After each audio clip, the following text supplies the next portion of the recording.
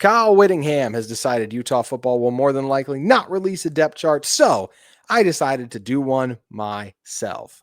So what we're going to do is go position by position and list out who I think will be the major contributors. I want to say that as well, too. I'm not going to go into much of who I think the third string guys are. I want to really focus on who the guys I think are going to make an impact and play.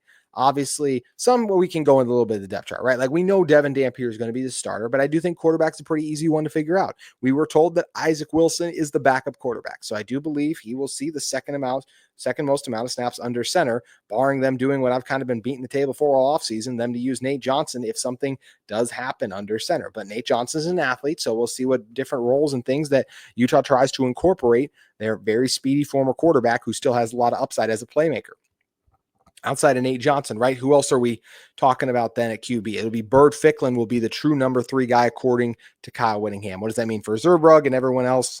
Not really sure, but the top 3 guys that Utah is going to use, at least unless Nate Johnson factors into this, Dampier, Wilson, and Ficklin. I like that group overall. I do feel like Wilson can be an adequate backup for Utah, as I touched on a show earlier in the week. At the running back spot, it's pretty clear 1-2 punch right now. It's Wayshawn Parker, the Washington State transfer, Naquari Rogers, the New Mexico transfer. Rogers, over 300 yards last year, but Wayshawn was the one as a true freshman over 700 yards. I thought Wayshawn would be the one who'd really separate himself. So far, what we've heard is that it's been him and Naquari 1 and 2. I still think Wayshawn will eventually get the lion's share of the carries, but those are the top 2 guys right now, and he said it is close to 50-50 on him. Outside of that, Daniel Bray has been mentioned as one of the guys who's standing out so far. I'm still curious to see if we see any of like Devin Green, the transfer from UNLV. I think could be a guy who factors into this, but barring injury right now, I think almost all of the carries in a competitive game go to Parker and then Rogers. As for the wide receiver spots for Utah right now, Tobias Merriweather and Larry Simmons have been the 2 guys' names that have been mentioned the most. They've gotten the chance to speak to media. Mayweather, the former Cal receiver, most recently, 6'5", 200 pounds, just got to stay healthy and put it all together. Seems like he's hit the ground running. Larry Simmons, the Southern Miss transfer, over 400 yards last year with the Golden Eagles, another guy who's been having a strong camp based on everything we've been hearing. So those are 2 guys that I feel like will be the top 2 receivers on this team. I think Ryan Davis is going to be the slot guy for Utah, over 700 yards in Jason Beck's offense last year at New Mexico, and has that chemistry with Devin Dampier. So those are the top 3 receivers to me. Outside of that, who else is going to end up playing a role on this team as a pass catcher? Well, sticking with receivers first, I do still think Creed Whitmore catches a couple passes this year, even if I think Davis is the top slot guy. And Darren Zipper, Smith Snowden said it at the Big 12 Media Days to me in our conversation that he thought that Zipper was going to turn a lot of heads this year. So I still think Zipper will be a productive guy. So those are the 6 receivers I really expect to be active. Or excuse me, actually that was 5. The 5 main receivers I expect to be active, and we'll see what is Luca Calderella's role with this team, because I do think he'll get snaps. I just don't know how frequently they will throw him the ball, but he's been a very good wide receiver blocker, and I'd love to see him involved more in the offense, so we shall see. At the tight end spot, I still think Otto Tia is going to get an opportunity here. Utah said they shifted him to a tight end, right? The former Utah State wide receiver, big body, over 500 yards with the Aggies. I still got to believe he's there, but is he the top guy? I mean, J.J. Buchanan is the one a lot of people have been talking about. Hunter Andrews looked solid in spring ball, right? Dallin Bentley has the most tight end experience of anyone in that room.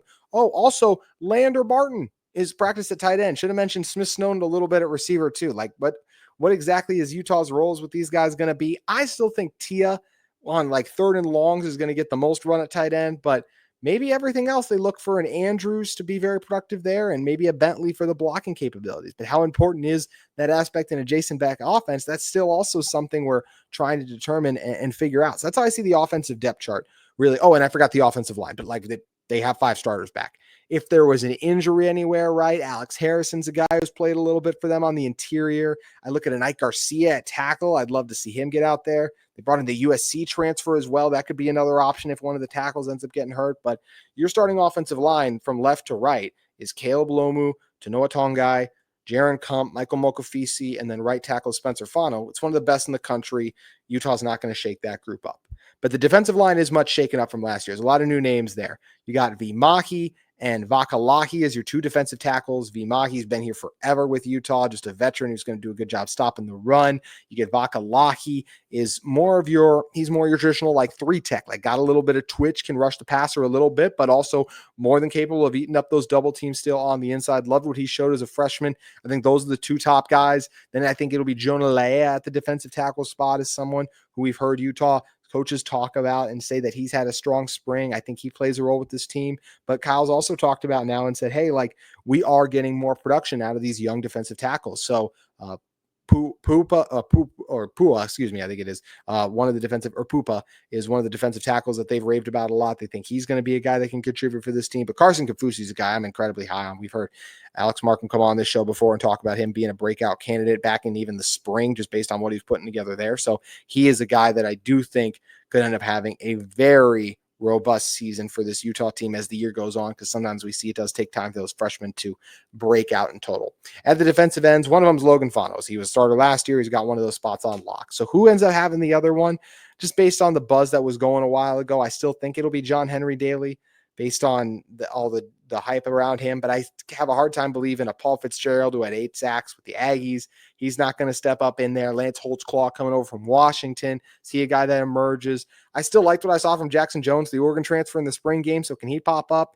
And Cash Dillon was a true freshman last year who Utah talked about wanting to get him on the field, but it was just hard to do that with the veterans they had. So maybe he pops in there too. But as of right now, I do think it's Fano, John Henry Daly, and then like Holtzclaw, Fitzgerald, and everyone else from there. But defensive line and pass rush is I'm curious to see how the depth charts there shake out. Utah's been said they're confident in what they got there, and hopefully those guys can have huge seasons for this Utah team, because this is a Utah team with obviously a very strong position at defensive line.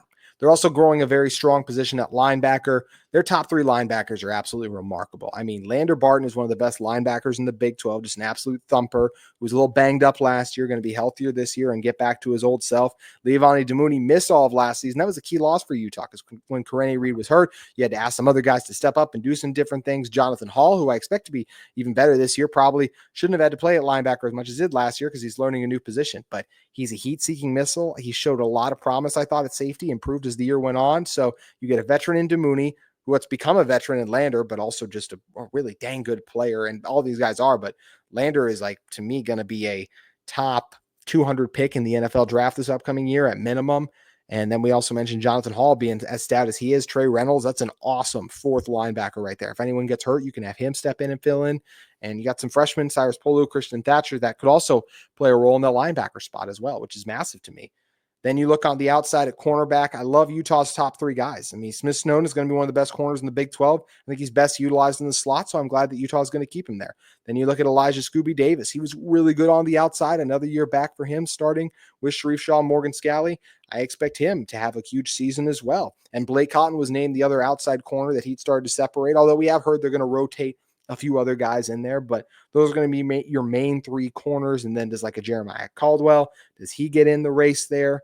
To who are the other guys that end up stepping up? That remains to be seen, but the main 3 corners are going to be Cotton, Scooby, and Smith Snowden.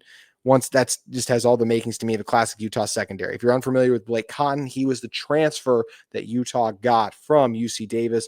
Was a longtime starter, with that Big Sky group, with the Big Sky team down there. And I do think he's going to continue to produce now at the P4 level. Speaking of producing, Teo Johnson going to continue to be one of the best safeties in the Big 12. Got to improve as a tackler, but was really good in coverage last season. I think he'll have improved on a few of those things, and he's going to have a huge year that culminates in him getting drafted. Rabbit Evans might be like the breakout candidate, and I'm watching the most this upcoming season. I think he's absolutely going to terrify defenses, and don't sleep on Nate Ritchie either. I think he's going to be a guy who can produce, and Jackson Benny has turned some heads in fall camp too. So lots of guys that are capable of stepping up at the safety spot too. And Ritchie's a guy who's been here forever. There's just a really good number of guys up and down this Utah roster. Let me know how you guys think if Utah did have a depth chart, how it would shake out, who would step up, who do you want to see more of, would you not rather be on there? That's something I'm really excited to see with this Utah football team, is what it actually looks like the first game. Kyle has switched things around on us before, but I'm hoping this year it's not as crazy of these switcheroos. And you know what? Either way, we're just getting closer to getting these answers, which I am incredibly excited about.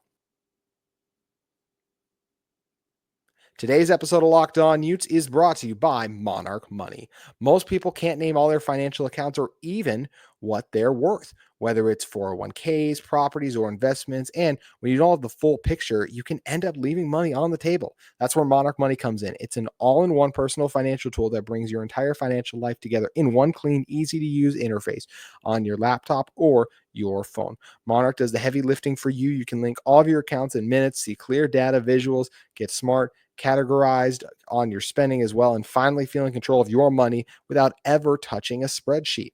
Monarch Money just makes it simple to review your finances and go over them with your partner as well too. So you can both set budgets, see if you're meeting your goals, and just track your spending activity all in one place. Don't let this financial opportunity slip through the cracks. Use the code LOCKEDONCollege at monarchmoney.com. All caps, no spaces, LOCKEDONCollege at monarchmoney.com in your browser for half off your first year. That's 50% off your first year at monarchmoney.com with the code LOCKEDONCollege, all caps. You can head over to Monarch Money today.